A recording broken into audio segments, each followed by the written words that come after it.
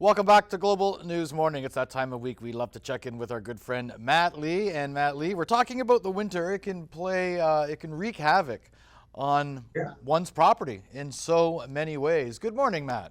Good morning. Yeah, I figured, we have this cold snap that's coming, and I wanted to make sure that people, maybe do a double check. I know we're in the middle of the winter, but I thought, let's do some preventative measures to make sure that your house doesn't get damaged. And I think that right now, before that cold snap comes, it's a good time to do so. We've had a generally not a bad winter. It's been somewhat mild, but yeah, you're right. We Yeah. today, for instance, it's a cold one, and we are expecting lots more cold weather. I know. I built a rink in the backyard for the kids this year because I wanted them to have something to do, and it hasn't frozen up properly yet. So the cold snap is, I mean, we're going to be ready for that anyway. So it'll be good. When we're looking at the houses, if we start at the roof and we have these shingles, and we've talked about these things in the past, but I mean, sometimes you need to kind of remember, go around and look at the downspouts on your house. Because I just did this, and I mean, it was one of these things where I had a downspout that was actually clogged with ice. So I had to take the bottom piece off and actually kind of just knock out the bottom so that it doesn't freeze all the way back. And if it causes a solid line to the top, that eaves trough then fills up, and then there's potential of something happening. Whether it's down the side of the wall or does it backtrack into the house. These things can cause damage, and we want to prevent that. So I just saw that happen at a property, and it's something good to check. Take preventative measures. Yeah, change your furnace filter. We're after Christmas now. This is another one I would change the furnace filter now, and get ready for that as well.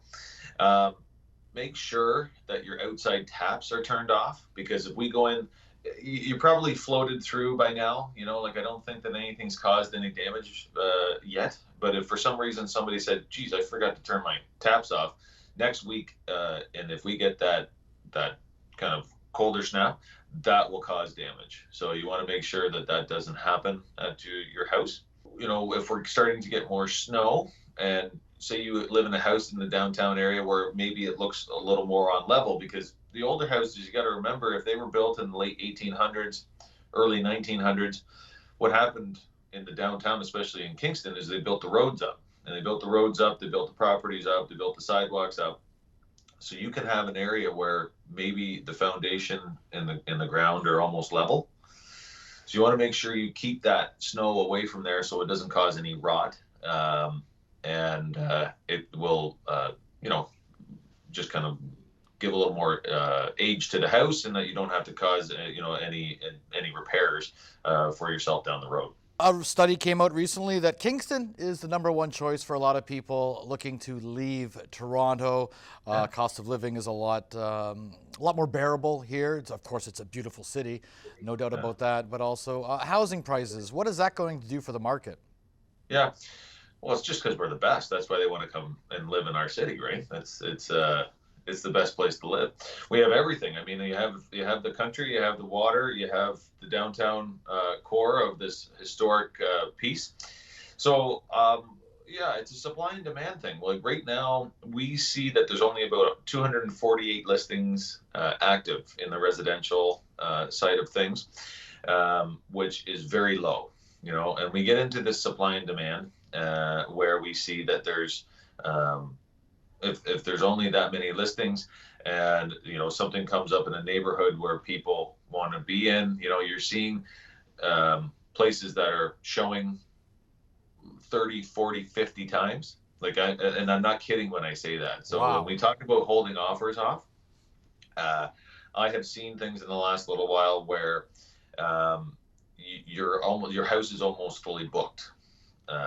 Where if you say, "I'm going to hold it off for 5 days," and all of a sudden you say, "Well, we're doing things COVID safe, we have to give people 45 minutes so that there's no overlap, and you don't have this waiting period, and that there's not like somebody trying to, you have to kind of do this properly, and there's an etiquette to this." But what we're seeing is that there is so many people looking, that houses are getting fully booked for showings. Not all. like that's not a across the board thing, but we are seeing this as it is potentially happening. So if you're thinking of selling, you want to get it priced, and you probably want to get it priced fairly close to the time you're ready to list. If you go and you want to get it listed in 2 months, maybe price it today, but do a revamp a week prior to listing, because interest rates are low. There's lots of people out there, and yeah, it's kind of tough for a buyer right now, and we just you have to be with somebody that knows what they're doing, and that you're dealing with your mortgage broker, whether it's at the bank or a mortgage broker, and you want everybody talking right now. You want everybody on the same page. You want to make sure everything's going the way you want, and go from there.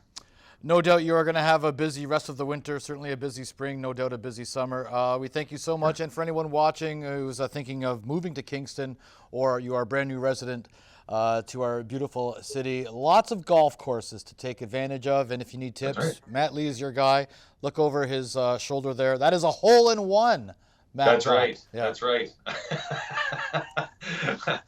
Yeah, I have to keep that on the wall. That's my pride and joy. Yep. Golf tips, courtesy of Matt Lee. We thank you so much, Matt. Thanks. Real estate tips brought to you by Matt Lee of Royal LePage.